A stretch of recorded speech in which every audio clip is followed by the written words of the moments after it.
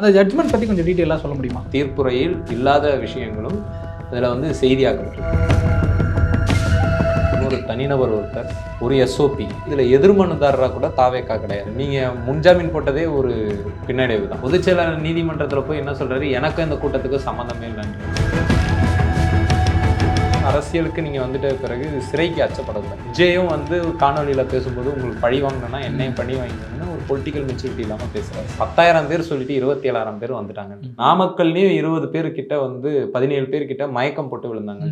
அப்போ அதுலேருந்து ஒரு படிப்பினை வந்திருக்கணும்ல. அது உங்கள் உளவுத்துறையோட ஃபெயிலியர். வேலை வெட்டி இல்லாதவன் எதனா பேசுவான். அந்த மாதிரி இங்கே சில டாக்ஸ் இருக்கு. என்னை கேட்டால் அவங்க சரண்டர் ஆகிட்டு கைதாகிட்டு இது அரசியல் ரீதியாக எதிர்கொள்ளலாம். உள்ளே போயிட்டு ஒரு 10 நாள் 15 நாள் கழிச்சு வெளில வாங்க. ஒன்றும் இப்போ வரைக்கும் இப்போ ஃபெலிக்ஸ் கைதுக்கு அப்புறம் கைது எதுவும் பண்ணலை. ஆனால் ஒன்று பண்ணுவாங்க, அதில் எனக்கு உறுதியாக இருக்குது. விஜய் மேலே ஒன்று வழக்கோ அல்லது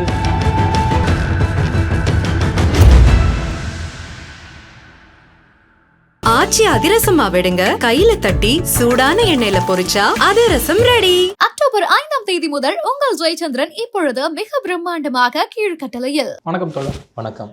கரூர் விவகாரம் தொடர்பாக நீதிமன்றத்தில் நேற்று வழக்கு விசாரணை நடந்துச்சு, சென்னையிலையும் மதுரையிலையும். அது சம்மந்தமாக நிறைய விஷயங்கள் சோசியல் மீடியாவில் பார்த்துக்கிட்டு இருக்கிறோம். தாவேக்காவை கடுமையாக விமர்சனம் பண்ணியிருக்காங்க நீதிபதிகள். அவங்களோட தலைமை பண்பு இல்லை, தொண்டர்களோட நடவடிக்கைகள் சரியில்லைன்ட்டு நிறைய விமர்சனங்கள் அடுக்கடுக்காக வச்சு தான் நம்ம செய்திகளில் பார்த்துக்கிட்டு இருக்கிறோம். அரசாங்கத்துக்குமே கூட நீங்கள் இன்னும் கூட சிவியர் ஆக்ஷன் எடுத்துருந்துருக்கலாமே, ஏன் வழக்கு பதிவு பண்ணலை, ஏன் கைது பண்ணலைங்கிற மாதிரியான கேள்விகள் கேட்டதாக தான் பார்க்குறோம். இப்படியான செய்திகள் தான் பார்த்துக்கிட்டு இருக்கோம். அந்த ஜட்ஜ்மெண்ட் பற்றி கொஞ்சம் டீட்டெயிலாக சொல்ல முடியுமா? இது வந்து தாவேக்கா தரப்பில் போடப்பட்ட வழக்கு இல்லை. முதல்ல அதை நம்ம தெரிஞ்சுக்கணும். இது வந்து இன்னொரு தனிநபர் ஒருத்தர், ஒரு எஸ்ஓபி, ஒரு ப்ரோட்டோகால், இந்த மாதிரி ரோட் ஷோ நடத்துறதுக்கு, இந்த மாதிரி பெரிய ரேலி நடத்தும் போது நம்மக்கிட்ட ஒரு ப்ராப்பரான கைட்லைன் இல்லை, இப்படி தான் நடத்தணும், இந்த பகுதியில் தான் நடத்தணும் அப்படின்றது நம்ம அரசுக்கிட்டே எந்த ஒரு திட்டவட்டமான செயல்முறைகள் இல்லை. அந்த செயல்முறைகளை நீங்கள் உண்டாக்குங்க, இல்லை இந்த நீதிமன்ற அறிவுறுத்தல் பேரில் உண்டாக்க சொல்லுங்கன்னு அவர் ஒரு ரெப்ரசன்டேஷன் கொடுக்குறாரு தமிழக அரசுக்கு. அந்த மனுதாரர் அந்த மனுவின் மீது எந்த ஒரு நடவடிக்கை எடுக்காதனால இந்த மனுவின் மீது உரிய சட்ட நடவடிக்கை மேற்கொள்ளுங்க, இதனால என்னோட அடிப்படை உரிமை பாதிக்கப்பட்டிருக்குன்னு உயர்நீதிமன்றத்தை போய் அணுகிறது. அந்த வழக்கு தான் மாண்புமை நீதியர் செந்தில்குமார் அவர் அமர்வில் வந்து விடுமுறை கால அமர்வுலேயே வருது. இதில் முக்கியமாக பார்க்க வேண்டியது, இதில் எதிர்மனுதாரராக கூட தாவேக்கா கிடையாது. ஓகே. அதனால அவர் நீதிபதி அதையும் சொல்கிறார், இதில் எதிர்மனுதாரராக நீங்கள் தமிழக வெற்றி கழகத்தை சேர்த்துருக்கணும். அதில் மனுதாரர் வந்து முன்வைக்கும் பொழுது நிறைய பேருக்கு கூட சில ஐயங்கள் இருக்கும். என்னென்னா, இதில் ஏன் தாவேக்காவை வந்து இவ்வளோ விமர்சனத்துக்குள்ளாச்சு? ஏன்னா அந்த மனுதாரர் அந்த வழக்கை தாக்கல் செஞ்ச மனுவில், இல்லை மனுதாரர் தரப்பு வழக்கறிஞர் பேசின விடயங்களில் வந்து நிறைய விஷயங்கள் அவர் தமிழக வெற்றி கழகத்தை பற்றி முன் வச்சிருக்கிறார். குறிப்பாக விஜய் அவர் கிளம்பின நேரம், அவங்க ஊடகங்களில் சொன்ன நேரங்கள், இதுக்குள்ளே வந்து நிறைய மாறுபாடுகள் இருந்து அதனால் கூட நிறைய அந்த உயிர் சேதங்களுக்கு காரணமாயிடுச்சு. அதை தாண்டி அரசு கூடுதல் தலைமை வழக்கறிஞர் வந்து அவர் பேசும்பொழுது, நாங்கள் ஒரு 13 நிபந்தனைகள் விதித்தோம், நாங்கள் நிபந்தனைகள் விதிக்காமல் தான் அதையும் மீறி பேனர் வச்சது, இந்த மாதிரியான விஷயங்கள் நடந்தது. அதுக்கப்புறம் அவர் வண்டி வந்து ஆக்சிடென்ட் பண்ணிட்டு போனது, இதையெல்லாம் வந்து காணொலிகளாக நீதிமன்றத்தில் காட்டும் பொழுது தான் அது கூடுதல் விமர்சனத்தை நீதிபதிக்கு உண்டாக்கியிருக்கும்னு நான் நினைக்கிறேன். ஓகே. இந்த இடத்துல இருந்து தான் தாவேக்கா தரப்பு ரெஸ்பாண்டண்ட்டாக இல்லாமல், எதிர் மனுதாரராக இல்லாமல், அவங்க தரப்பு அதை எதிர்கொள்ளவும் வாய்ப்பு இல்லாமல் தான் இந்த கருத்துக்கள் பதிவு செய்யப்பட்டிருக்கு. இன்னொன்று, நீதிமன்றத்தில் பல விஷயங்கள் பேசப்படும். எது தீர்ப்பில் இருக்குதோ அதுதான் செய்தி. ஆனால் இந்த விஷயத்தில் வந்து தீர்ப்பில் இல்லாத விஷயங்களும், தீர்ப்புரையில் இல்லாத விஷயங்களும் இதில் வந்து செய்தியாக்கப்பட்டிருக்கு. கருத்தாக சொல்ல, இப்போ உதாரணத்துக்கு தலைமை பண்பு பற்றிலாம் பேசுனது தீர்ப்பில் வரல. ஓகே. ஆனால் அவர் ஏன் இவ்வளோ சீக்கிரமாக போனார், அது வந்து ஒரு விமர்சனமாக அவர் பண்ணிட்டு போயிட்டாரு. ஹிட் அண்ட் ரன்னு இதெல்லாம் வந்து தீர்ப்பில் வந்திருக்கு. ஸோ இது வந்து இன்னும் கூட ஒரு கூடுதல் அரசியல் விளையாட்டுகளுக்காக ஒருத்தர் ஒரு விஷயங்களை எடுத்திருக்கிறாங்க. முதற்கட்டமாக பார்க்கும்பொழுது இந்த வழக்கு மீண்டும் தமிழக வெற்றி கழகம் எந்த கோரிக்கையை முன் வச்சாங்களோ, எஸ்ஐடின்றதை அவங்க கேட்ட ஒரு விஷயம், அவங்க சிபிஐ வரைக்கும் போனாங்க, இல்லை எஸ்ஐடினாச்சு கொடுக்கணும் அப்படின்னாங்க. அந்த கோரிக்கை இப்போ ஒரு அளவுக்கு வந்து நிறைவேற்றப்பட்டிருக்கு. ஆனால் தமிழக வெற்றி கழகத்துக்கு இது ஒரு சின்ன பின்னடைவு தான். அதே போல் முன்ஜாமீன் கேட்டிருந்த விஷயமா இருக்கட்டும், அல்லது சிபிஐக்கு மாற்றம் வந்த வழக்கு அப்படிங்கிற கோரிக்கையாக இருக்கட்டும், இதெல்லாம் தள்ளுபடி செய்யப்பட்டிருக்குது. அதுவுமே பின்னடைவு நம்ம எடுத்துக்கலாம். ஆமாம், கட்டாயம் பின்னடைவு. இன்னொன்று, ஒரு அரசியலில் வந்து அரசியலுக்கு நீங்கள் வந்துட்ட பிறகு சிறைக்கு அச்சப்படக்கூடாது. நாங்களாம் அரசியல் இருக்கிறோன்னா சிறைக்கு அச்சப்படக்கூடாது. நீங்கள் முன்ஜாமீன் போட்டதே ஒரு பின்னடைவு தான். நீங்கள் வந்து எதிர்கொண்டிருக்கலாம் வழக்க. சரி, முன்ஜாமீன் வந்து ஒவ்வொருத்தருக்கு இருக்கக்கூடிய சட்ட உரிமைன்றதுனால அதை கையாண்டுருக்கலாம். இதில் முக்கியமாக பார்க்க வேண்டியது என்னென்னா, முன்ஜாமீன் வழக்கில் அவருக்காக மூத்த வழக்கறிஞர் ராகவாச்சாரி அப்பியர் ஆனாருன்னு சொல்கிறாங்க, ஊடகங்கள் வந்து செய்தி தான். அவர் வாதங்களை முன்வைக்கும் பொழுது மாவட்ட செயலாளர் தான் இதுக்கான ஏற்பாட்டாளர், எனக்கும் இந்த இதுவுக்கும் ஏற்பாட்டுக்கும் சம்மந்தம் இல்லைன்ற வாதம் முன்வைக்கப்பட்டதா செய்திகள் வெளிவரும். இது மாதிரியான வாதங்களை முன்வச்சு தான் தான் வந்து அந்த வழக்குலேருந்து முன்பிணை பெறணுன்ற அவசியத்துக்கு இந்த கட்சி போகும்னா அது கட்சியில் ரசிகர் மன்றமாக தான் இன்னும் இருக்குதுன்றதை வந்து நம்மளுக்கு காட்டுது. அந்த வாதங்களாக இருக்கட்டும், நீதிமன்ற அறையில் நடந்த விவகாரங்களாக இருக்கட்டும், அத்தனையுமே தமிழக வெற்றி கழகத்துக்கு ஒரு பின்னடைவாக தான் போயிருக்கு. ஆனால் இதையெல்லாம் தாண்டி மக்கள் மத்தியில் நீதிமன்ற அரங்கில் அதுக்கு பின்னடைவு ஏற்பட்டிருந்தாலும் மக்கள் அரங்கில் தமிழக வெற்றி கழகத்துக்கு ஒரு பாசிட்டிவான ரெஸ்பான்ஸ் வந்து தினம் தினம் அது அதிகரிச்சுட்டு தான் போதே ஒழிய அது குறைஞ்சதில்லை. அறிவுத்துறை அறிவு சார்ந்த ஆட்கள் கிட்ட இந்த அறிவியல இன்டலெக்சுவல்ஸ் மத்தியில் வந்து ஒரு எதிர்ப்பு இருக்குது. அவங்க பேசுனது, அவர் போட்ட அவர் வீடியோ போடுறதுக்கு முன்னாடி பின்னாடி கூட இன்டலெக்சுவல்ஸ் மத்தியில் ஒரு ஊசலாட்டம் இருந்தது. வீடியோ போட்ட பிறகு உறுதியாக எதிர்க்க ஆரம்பிச்சிட்டாங்க. ஆனால் இன்னும் கூட மக்கள் மத்தியில் வந்து விஜய்க்கு வந்து ஒரு அனுதாப அலை வந்து இருந்துட்டு தான் இருக்குது. இந்த நீதிமன்ற விமர்சனங்கள் கூட அந்த நீதிபதியே விமர்சிக்கிற அளவுக்கு வலைதளங்களில் வந்து ஒரு பரப்புரை மேற்கொள்ள, அது தன்னார்வலராகவும் போடுறாங்க, தாவேகா தரப்பும் போடுது. நீதிபதிக்கே உள்நோக்கம் கற்பிக்கிற அளவுக்கு அந்த விமர்சனங்கள்லாம் போயிட்டுருக்கு. இது என்ன காட்டுதுன்னா, நம்ம ஏதோ ஒன்று செய்ய ஆரம்பித்து அரசுக்கு அது வேற ஒரு பின்னடைவுகளை கொண்டு போய் விடுறது தான் காட்டுது. அரசு என்ன நினைக்குதுன்னா, தமிழக வெற்றி கழக தலைவர் விஜயை வந்து அரசாக ஒரு நடவடிக்கையை எடுத்து அவரை கைதோ வழக்குலையோ சேர்க்க வேண்டாம், இந்த மாதிரியான நீதிமன்றம் சொல்லிடுச்சு, அரசியல் கட்சிகள் அழுத்தம் கொடுத்துச்சு, இந்த மாதிரியான ஒரு களத்தை உருவாக்கி அதுக்கப்புறம் நடவடிக்கை எடுக்கலாம்னு தமிழக அரசு நினைச்சதுன்னு நான் கருதுறேன். ஆனால் தமிழக அரசுக்கு அந்த யோசனைகள் எல்லாம் ஒரு பின்னடைவாக தான் போயிட்டு இருக்கு. இப்போ நேரடியாக விஜய் அவர்கள் வழக்கு பதிவு பண்ணாலும் கைது பண்ணாலும் அது அவருக்கு அனுதாபமாக மாறிடுங்கிறது நிச்சயமாக மாறிடும். அந்த காரணத்தினால இந்த மாதிரி நீதிமன்ற அழுத்தம், பிற அரசியல் கட்சிகளோட அழுத்தம்லாம் வந்ததுக்கு அப்புறம் பண்ணா அது கொஞ்சம் ஆர்கானிக்கா இருக்குன்னு நினைக்கிறாங்க. அவங்க வந்து நம்ம எடுத்ததா இருக்கக்கூடாது, நீதிமன்றங்கள் மூலயமா வந்து எடுத்ததா இருக்கணும்.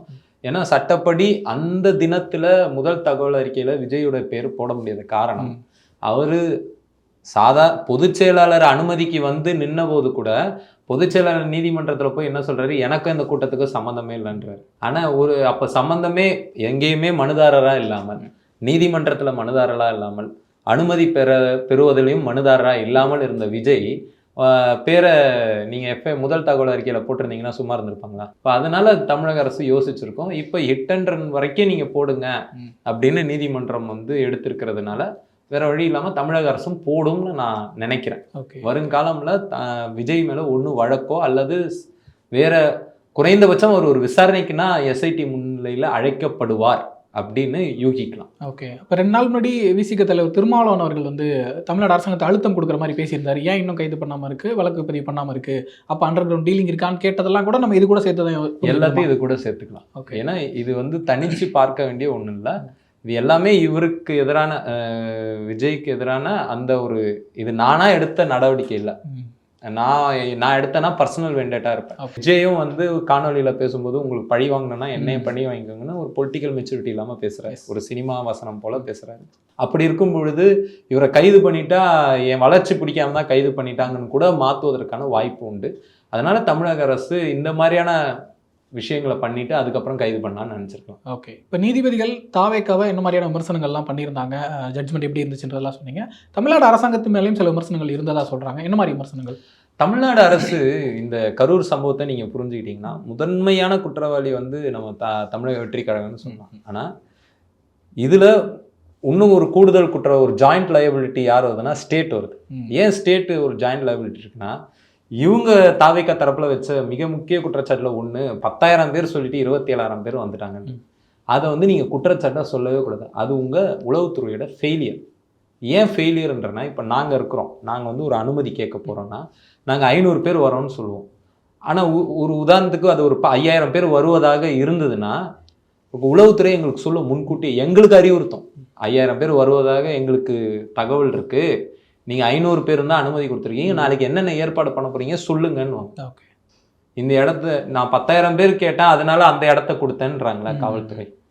அப்போ நீங்கள் என்ன யோசிச்சிருக்கணும், 27,000 பேர் அப்போ கூட்டம் ஏறிக்கிட்டே இருக்கு. என்ன தம்பி அந்த ஏற்பாட்டாளரை கூப்பிட்டு கரூர் மாவட்ட செயலர் மதியழகனை கூப்பிட்டு, மதியழகன் என்ன இது 27,000 பேர் வரா மாதிரி இருக்குது, 20,000 டபுளாக ஆக போகுது, சமாளிக்க முடியாது உங்களால், உடனடியாக கேன்சல் பண்ணுங்க கூட்டத்தை, பெரிய கூட்டம் வரும், கேஷுவாலிட்டிஸ் ஏற்படும். இன்னொன்று அவரே என்ன சொல்கிறாரு, ஏடிஜிபி ப்ரெஸ்ஸு சந்திக்கும் பொழுது, ஏடிஜிபியாக அமுதா ஐஏஎஸ் அவங்களான்னு தெரில, 2 பேரில் ஒரு ப்ரெஸ் மீட்டில் நாமக்கல்லையும் 20 பேர்கிட்ட 17 பேர்கிட்ட மயக்கம் போட்டு விழுந்தாங்க. அப்போ அதுலேருந்து ஒரு படிப்பினை வந்திருக்கணும்ல. ஏன் இது மக்களுடைய உயிருக்கு ஏதோ ஒரு வகையில் ஒரு வெக்கரியஸாக அரசு தான் பொறுப்பு. Okay okay. இப்போ அரசு பொறுப்புன்னும் போது அரசு அந்த பொறுப்புலேருந்து நழுவக்கூடாது. ஏன்னா இது ஒரு வாலட்டைல் க்ரௌட். இது எப்போ என்ன பண்ணணும்னு சொல்ல முடியாது. திடீர்னு எப்படி ரெஸ்பாண்ட் பண்ணும், திடீர்னு எப்படி ரியாக்ட் பண்ணும், சடனாக ரியாக்ட் பண்ணும். அவங்க தலைவரை பார்த்தா ஒரு ரியாக்ட், லைட் ஆஃப் பண்ணி ஆன் பண்ணால் ஒரு ரியாக்ஷனு. ஸோ அப்படி ஒரு ஃபேன் மொமெண்ட்டாக இருக்குது. அது பொலிட்டிக்கல் க்ரௌடு, அது ஒரு ஃபேன் பேஸ் க்ரௌடாக இருக்கும் பொழுது அந்த க்ரௌடு என்ன வேணாலும் பண்ணும். அதுக்கு ஏற்றாற் போல் அந்த களத்தை தயார் செய்வது ஒரு அரசின் பொறுப்பு, காவல்துறையோட பொறுப்பு. அந்த பொறுப்பை உணராமல் அரசும் இருந்துருச்சு. அதனால தான் அரசு 10 லட்ச ரூபா அறிவிக்குது. அரசு தவறு செஞ்சதுனால தான் அரசு நிவாரணம் அறிவிக்குது. அரசு தவறு செய்யலைன்னா அரசு நிவாரணம் அறிவிக்கிறது. அரசு மருத்துவம் கொடுக்காது. அதனால தான் அமைச்சர் பெருமக்கள் அங்கே போகிறாங்க. அரசு தவறு செஞ்சுட்டு அதுக்கப்புறம் ரியாக்ட் பண்ணுது. இந்த மாதிரி விமர்சனங்கள் நீதிபதிகள் முன் வச்சிருக்காங்களா அரசாங்கத்தின்? இது மாதிரியான விமர்சனங்களும் இந்த அனுமதி கொடுத்ததுலேயும் சில விமர்சனங்கள் இருக்கு. அனுமதி கொடுத்தது மட்டும் இல்லாமல் உளவுத்துறை கண்காணிக்க தவறிடுச்சு. சோசியல் மீடியா செல்லுன்னே ஒன்று இருக்கு. அது வெறுமனே யார் யார் ஊடகங்களில் முகநூலில் தப்பாக பேசுகிறாங்கன்னு மட்டும் பார்க்காது. இந்த மாதிரி போராட்டம்லாம் நடக்கும்போது, ஆர்ப்பாட்டம் நடக்கும்போது, பொதுக்கூட்டம் நடக்கும்போது, பேரணி நடக்கும்போது, மாநாடு நடக்கும்போது இது சார்ந்து யார் யார் என்ன எழுதுறாங்கன்னு பார்ப்பாங்க. இதுக்கு யார் யாரெல்லாம் அழைப்பு விடுக்கிறாங்க, இது எல்லாம் கண்காணிக்கும் சோஷியல் மீடியா சார். அப்போ இதெல்லாம் இது ஒரு இணையதள கட்சின்றதுனால இது இன்னும் இவங்களுக்கு ஒரு சாதகமான சூழல் தான். நீங்கள் களத்தில் போய் கூட மற்றவங்களை அனுப்பிச்சு கூட பார்க்கணுன்னு அவசியம் இல்லை. ஸோ அதிலலாம் தமிழக அரசு தவறிடுச்சு. ஓகே. இப்போ கரூர் மாவட்ட செயலாளர் மதியழகன் கைது செய்யப்பட்டார். இன்னொரு சிலருக்கெல்லாம் கைது வழக்கு பதிவு பண்ணியிருக்கதா சொல்கிறாங்க. அதை தொடர்ந்து பார்த்தோம்னா சோஷியல் மீடியாவில் எழுதுனவங்க, ரீல்ஸ் போட்டவங்க, அவங்களோட அக்கௌண்ட்ஸ் பார்த்தும் ஒரு சிலரை கைது பண்ணியிருக்காங்க, வழக்கு பதிவு பண்ணியிருக்காங்கலாம் சொல்கிறாங்க. அந்த நடவடிக்கைகள் எப்படி போயிட்டு இருக்குது இப்போ? சோஷியல் மீடியா பொறுத்த மட்டும் ஒரு சில கைதை நம்ம ஆதரிக்கலாம், சில கைதை நம்ம ஆதரிக்க முடியாது. இப்போ உதாரணத்துக்கு நான் ஒருத்தருக்கு வழக்கறிஞராகவே போனேன். நானும் வழக்கறிஞர் ஜான்சன் அவர்களும் இவர் ரெட்பிக்ஸ் ஊடகத்தில் இருந்த ஃபெலிக்ஸ் அவருக்கு வழக்கறிஞராக போய் அவருக்கு பிணை பெற்றுருந்தோம். அந்த கைது வேற. நீங்கள் இந்த சோஷியல் மீடியாவில் பேசக்கூடியவங்களில் சிலர் ஒரு எல்லை மீறி பேசும்பொழுது blast the police station, blast Arivalayam, blast secretariat இப்பெல்லாம் பேசும்போது கலவரத்தை தூண்டுற மாதிரி மட்டும் இல்லாமல் அதுக்கு அதிக லைக் வரும்போது இன்னொருத்தரும் அதை பார்த்து அப்படியே பண்ணுவார். அப்போ அந்த மாதிரியான விஷயங்கள் கைது நடவடிக்கை என்பது சிலரை அதை தொடர்ச்சியாக செய்யாமல் தடுக்கும். அந்த நேரங்கள்லாம் அந்த கைது ஓகே. ஆனால் இப்போ ஃபெலிக்ஸ் விஷயத்தை எடுத்துப்போ, இல்லை மற்ற சிவனேசன் ஒருத்தர் அவர் கைது கூட எனக்கு தேவையற்றது தான். அவர் என்ன பண்ணுறாருன்னா தாவேக்காவோட வர்ஷனை சொல்கிறாரு. நீதிமன்றத்தில் தாவேக்கா என்ன முன் வச்சதுன்றதை சொல்கிறார். அவர் ஆபாசமாக எதுவுமே பேசலை, கெட்ட வார்த்தை சொல்லலை. இந்த மாதிரி சட்டவிரோதமாக ஆயுதம் எடுங்க, புரட்சி பண்ணுங்க, நேபாள் மாதிரி பண்ணுங்க, பங்களாதேஷ் மாதிரி பண்ணுங்க, ஸ்ரீலங்கா மாதிரி பண்ணுங்கன்னு சொல்லலை. வீதியில் இறங்கி போராடுங்கன்னு சொல்கிறதுக்கும் ஒருத்தருக்கு உணிவு உண்டு. ஆனால் அது ஒரு ஆம்டு ரிபெல்லாக இருக்க, அதுக்கு அரைகோல் விடக்கூடாது. ஆனால் இவர் அந்த மாதிரிலாம் சொல்லலை. இவரும் கைது செய்யப்பட்டிருக்காங்க. இப்போ ஃபெலிக்ஸ் விஷயத்தை எடுத்துக்கிட்டிங்கன்னா அவர் ஒரு ஊடகராக இருந்துட்டு 2 தரப்பு விஷயங்களையும் எடுத்துக்கிறாரு. அதில் ஒரு 6 பேட்டி கொடுக்குறாரு. அந்த 6 பேட்டியில் என்னோட பேட்டி கூட ஒன்று, நான் தாவேக்கா விமர்சித்த பேட்டி கூட இருக்கு. ஸோ அப்போ ஊடகராக இருந்து கடமை செய்கிறதையும் போலீஸ் என்ன பண்ணுதுன்னா எல்லாரையும் சைலன்ஸ் பண்ணுன்ற நோக்கத்தில் அந்த மாதிரியான கைதும் பண்ணுது. இப்போ வரைக்கும் இப்போ ஃபெலிக்ஸ் கைதுக்கு அப்புறம் கைது எதுவும் பண்ணலை, நின்றுருக்கு. 25 பேர் அதில் குற்றவாளிகள் எதிரிகளாக சேர்க்கப்பட்டிருக்காங்க. ஆனால் இப்போ வரைக்கும் ஒரு 6-7 பேர் தான் கைது செய்யப்பட்டிருக்காங்க. மீதி ஆட்கள் கைது செய்யப்படல. ஸோ இது கைது கூட ஒரு பார்ஷியாலிட்டியோட நடக்குது கூட நம்ம சொல்லலாம். ஓகே.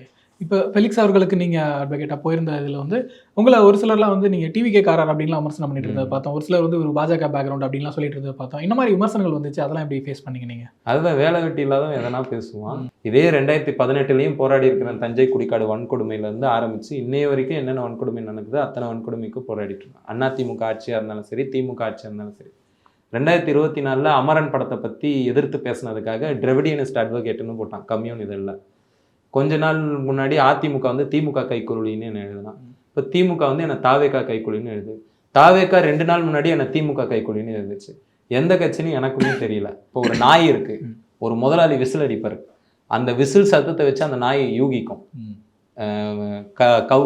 இறையை கவ்வுறதுக்கு விசில் அடிக்கிறாரா, மோப்பம் பிடிக்க விசில் அடிக்கிறாரா, வேலியை தாண்ட விசில் அடிக்கிறாரா அப்படின்னு ஓகே, புரியும். Okay, okay. அந்த மாதிரி இங்கே சில டாக்ஸ் இருக்கு. ஒரு டாக் விசிலர்ஸ் இருப்பாங்க.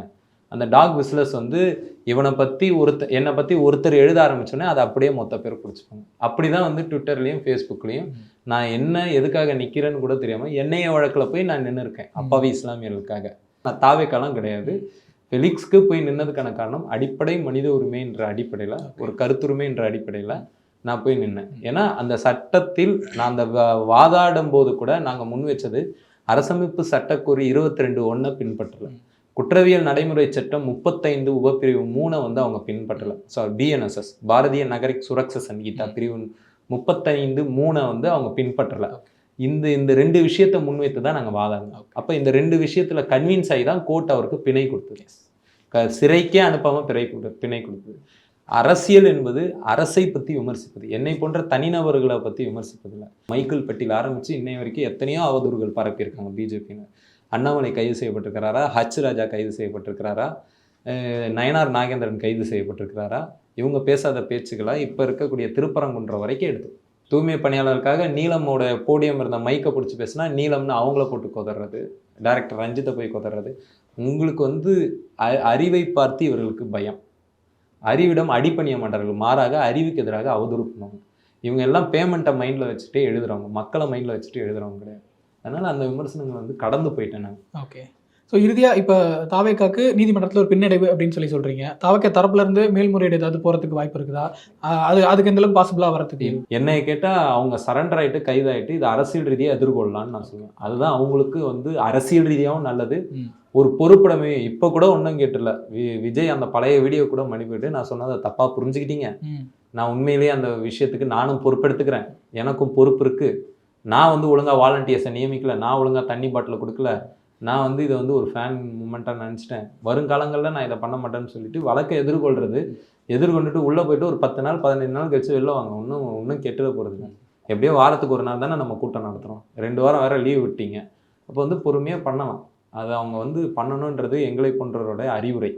ஆனால் இப்போ உச்சநீதிமன்றம் போனாலும் அவங்களுக்கு புதன் வரை அவங்களால முன்பிணை எடுப்பதற்கான வாய்ப்பு வந்து மிக மிக குறைவு. ஓகே. இப்போ உயர்நீதிமன்றத்தோட அறிவுறுத்தலாக இருக்கட்டும், மற்ற அரசியல் கட்சிகளோட அழுத்தமாக இருக்கட்டும், விஜய் மேலே வழக்கு பதிவு பண்ணணும், கைது பண்ணணும் அப்படிங்கிறதா இருக்குது. அதை நோக்கி தமிழ்நாடு அரசு நகரத்துக்கு எந்த அளவுக்கு வாய்ப்பு இருக்குது? எனக்கு தெரிஞ்சு இந்த வழக்கு முடிந்த பிறகு கூட தமிழக மக்கள் கிட்ட விஜய்க்கு வெறுப்புணர்வு உண்டானது போல தெரியல. ஒரு ஆட்டோ ஓட்டுநர்லேருந்து யாராக இருந்தாலுமே ஒரு மாநகர பேருந்தில் போனீங்கன்னா கூட எல்லாருமே விஜய்க்கு ஆதரவாக தான் பேசுகிறாங்க. விஜய் கைது பண்ண தமிழக அரசு தயங்கும்னு தான் நான் நினைக்கிறேன். ஆனால் ஒன்று பண்ணுவாங்க, அதில் எனக்கு உறுதியாக இருக்குது. ஒரு முறையாச்சு விஜயை ஒரு விசாரணைக்கு கூப்பிட்டு விசாரிச்சுட்டு அனுப்புவதற்கான வாய்ப்பு உண்டு. ஓகே, நிச்சயமா நிறைய கருத்துக்களை பயந்துட்டீங்க. நேரத்துக்கு நன்றி. ஆச்சி அதிரசமா விடுங்க, கையில தட்டி சூடான எண்ணெயில பொரிச்சா அதிரசம் ரெடி. அக்டோபர் 5 முதல் உங்கள் ஜெயச்சந்திரன் இப்பொழுது மிக பிரம்மாண்டமாக கீழ்கட்டளையில்.